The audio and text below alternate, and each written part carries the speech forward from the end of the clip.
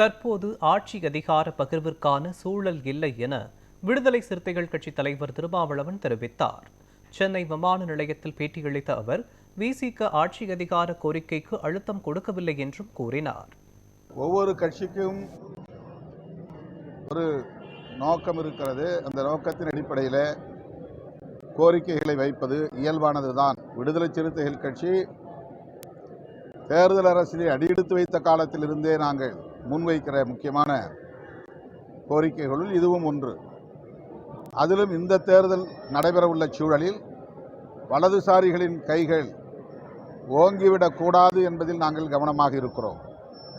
அதாவது இப்படிப்பட்ட கோரிக்கையை எழுப்புவதன் மூலம் கூட்டணியில் சலசலப்பு ஏற்பட்டு பலவீனத்தை அது ஏற்படுத்திவிடக்கூடாது, அதன் மூலம் வலதுசாரிகளுக்கு ஒரு வாய்ப்பை வழங்கிவிடக்கூடாது என்பதில் கவனமாக இருக்கிறோம்.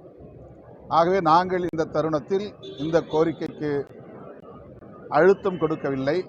ஆனால் அந்த கோரிக்கையை நாங்கள் கைவிட்டு விடவில்லை. காங்கிரஸ் இப்படி ஒரு கோரிக்கையை வைக்கிறது என்று சொன்னால் காங்கிரசுக்கு அந்த உரிமை இருக்கிறது. அது கட்சிக்குள்ளே கூட்டணிக்குள்ளே பேசி தீர்க்கப்படும். முதலமைச்சர் இது குறித்த விளக்கத்தை ஏற்கனவே தந்திருக்கிறார். தமிழ்நாட்டு அரசியல் சூழலுக்கு அது பொருந்தாது என்று சொல்லியிருக்கிறார்.